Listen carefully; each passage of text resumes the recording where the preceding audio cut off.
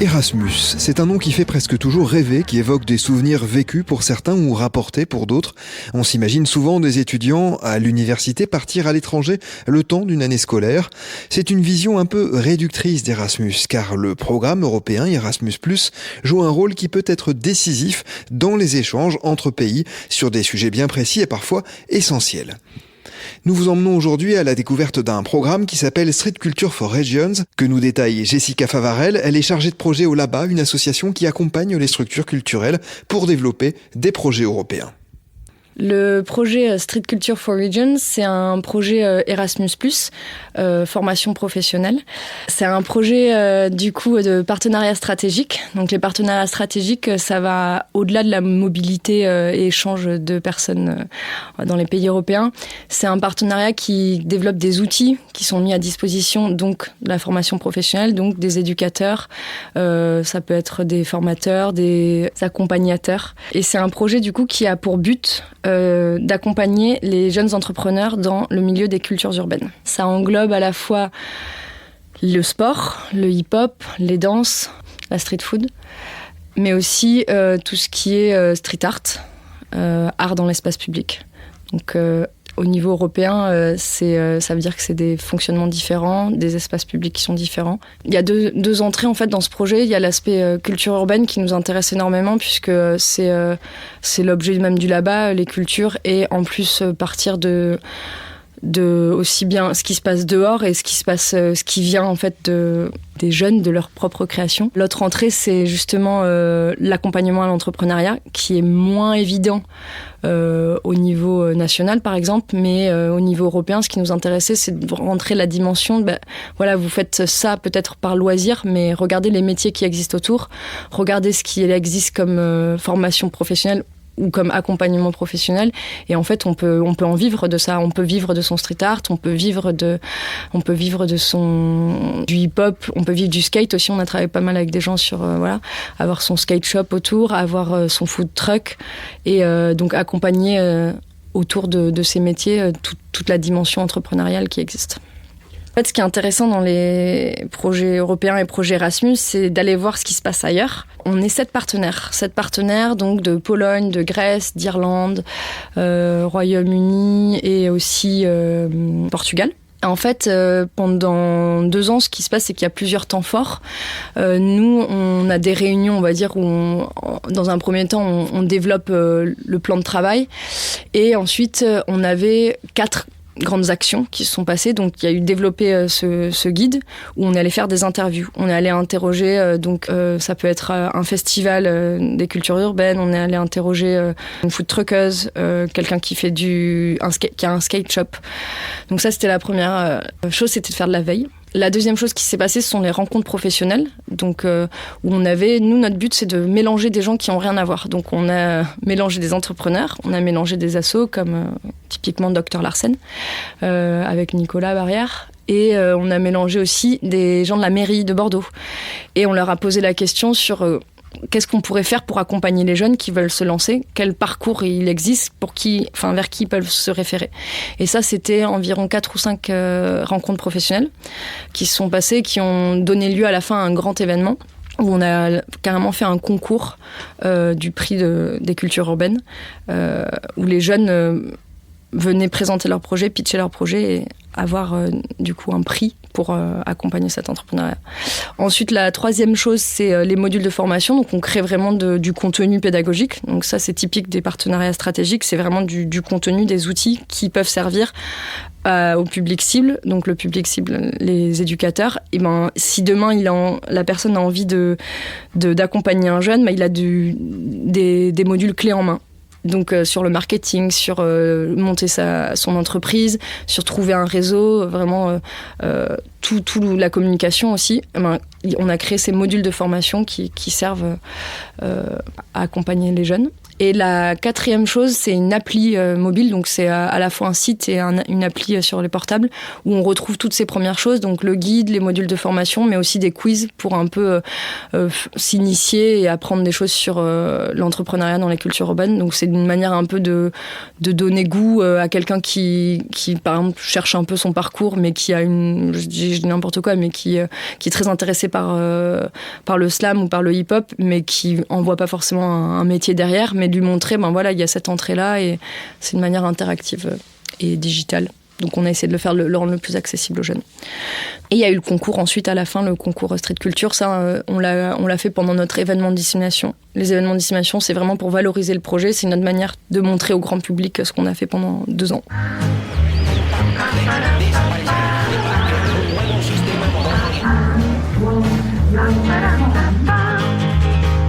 Pour ce concours, qui était le temps fort le plus visible du projet Street Culture for Regions, des acteurs associatifs et culturels locaux ont été mis à contribution, à l'image du cabinet du docteur Larsen. La structure basée à Bègles vise à rendre accessible à tous la pratique musicale et dansée. Nicolas Barrière en est le coordinateur et il a été partie prenante d'un concours et plus globalement d'une démarche qui peut contribuer à aider certains publics à s'appuyer sur leur passion pour imaginer un avenir professionnel. J'ai participé sur 3 temps. Un premier où c'était un temps de rencontre avec d'autres professionnels, des éducateurs, médiateurs socio et culturels, donc venus de pas mal de pays de l'Union européenne, où on a eu une journée d'échange pendant lesquelles on a pu parler des différentes actions des uns et des autres, pouvoir un petit peu être dans un partage de nos actions, de nos expériences. Il y a eu ce premier temps. Il y a eu également un temps où ici à Larsen, on a accueilli donc un groupe de personnes, pareil, venues de un peu toute l'Union européenne, mais pour présenter un peu ce qu'on y fait ici, nos activités. Et j'ai été également donc jury dans le cadre du projet Street Culture qui s'est déroulé à Chapiteau, qui est un lieu non loin de là. On sent que ça a été, je pense, un joli moment pour tout le monde. En plus, il y avait du public qui était là, donc je trouve que l'exercice, il y avait un côté un peu presque spectacle avec le pitch, avec la mise en scène, vraiment très chouette. Après, ce qui était difficile dans cet exercice, c'est que on est face à des projets qui sont très différents, qui ont des maturations différentes, et surtout, il y a le pitch. Et le pitch, c'est un sacré exercice dans lequel les uns et les autres vont plus ou moins bien s'en sortir. Alors après, c'est pas sur le pitch que vraiment qu'on allait se positionner, ou sur, on va dire, la prestation artistique, on va dire, dessus. Mais c'est sûr que quand une personne avait vraiment réfléchi, bien mis en scène sa présentation, c'est sûr que c'était un plus. Mais derrière, on avait quand même eu en amont tous les éléments pour bien étudier les projets, et on savait quand même ce qu'il y avait derrière. On ne se reposait pas uniquement que sur la prestation sur le moment, quoi. Je pense qu'il faut vraiment défendre le fait que il y a tout plein de possibilités autour d'une action particulière, de développer tout autour des actions éducatives, de diversifier par rapport à ça. Ensuite, par rapport à ces projets-là, certains des fois ont vraiment aussi besoin de se confronter, de se heurter pour mieux avancer, quoi. Et on voit vraiment qu'il y en a qui sont des fois des projets qui sont à maturation, mais en effet, nous, notre message, c'est dire oui, il faut y croire. Souvent, ne croyez pas vos parents qui disent arrête de rêver, à vouloir travailler dans ce milieu-là, trouve un vrai métier, mais ce sont des vrais métiers. Il y a tout plein de métiers autour de ça. C'est des milieux qui sont de plus en plus structurés. Et sur la structuration, ça c'est important aussi. C'est nous Larsen, l'ADN vient du rock, ou dans les années 90, quand les structures de musique actuelles se sont vraiment organisées avec des fédérations, des réseaux. Et je trouve que dans les cultures urbaines, notamment, ça manque de ça. Et il y a aussi un besoin de se mettre en réseau, de se structurer pour être plus fort, pour aussi avoir un discours face aux partenaires publics, aux collectivités, parce que le problème qu'on a dans les cultures urbaines, c'est l'étiquetage qu'il peut y avoir. Et je vais vous donner un exemple. Par exemple, très souvent, nous, on est confrontés à des partenaires qui vont vouloir mettre du rap ça va être la caution un petit peu quartier, ça va être la caution, voilà. Et en fait, c'est jamais la caution artistique. Et c'est ça qu'il faut défendre avant tout. C'est que derrière, voilà, il y a un projet artistique. Donc il y a aussi ce combat aussi par rapport aux cultures urbaines, à faire valoir ça comme un art à part entière, comme une démarche à part entière, et que ça soit pas enfermé ensuite dans un cadre politique, parce que voilà, ici on évolue, on est dans un quartier prioritaire, il y a un cadre des politiques de la ville, des quartiers prioritaires sur lesquels il y a des financements, mais il faut faire attention à pas que ça soit biaisé non plus. Bakary Faye est arrivé 2e au concours de Street Culture for Regions, le président de l'association Lyrical Connect, qui aide les jeunes et les encourage dans leur développement artistique et essaye de les professionnaliser, a trouvé là un cadre correspondant parfaitement à sa propre démarche. Moi, le projet que je présentais, c'était une de nos actions qui s'appelait la scène digitale. C'était une action qu'on avait mis en place pendant la période de Covid où tout le monde était un petit peu enfermé. On avait eu, nous, la possibilité de récupérer une salle au Château Palmer.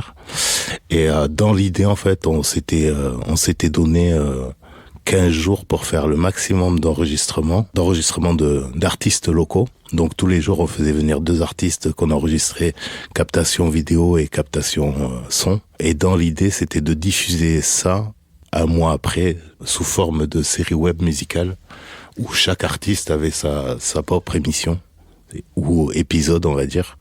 Et on a pu diffuser sur 3 mois. Donc c'était beaucoup d'encouragement pour ces jeunes artistes locaux, justement. Voilà, une sorte de miroir, on va dire, ou de visibilité qu'ils n'avaient pas eu avant ça. Quand j'ai créé l'association, justement, mon but premier, c'était de dire aux jeunes que ce qu'ils faisaient, ils ne le faisaient pas pour rien. Les jeunes de quartier, ils sont un peu dans un concept où j'écris un texte, il marche, j'ai pété, comme ils disent, et voilà, c'est des superstars. Mais d'un autre côté, moi, mon travail, c'était un peu de leur dire, bon, tu peux commencer par ça, ce sera jamais perdu parce que déjà, tu l'as fait. Par contre, si tu le travailles bien et si tu fais bien les choses, tu peux te professionnaliser dessus et peut-être en vivre un jour. Donc ça, c'était mon discours initial. Dans l'idée, en participant à ce projet, je me rends compte qu'en fait, qu'on n'est pas... Enfin, il y a beaucoup plus de possibilités que ça. Enfin, moi, ça m'a ouvert le champ des possibilités. Et je pense que réellement, la culture en soi, c'est un mélange de plusieurs pratiques qui peuvent se faire comme... Quand on est un peu fermé, on va se dire la danse, le rap, tout ça. Mais ça ouvre encore plus large que ça.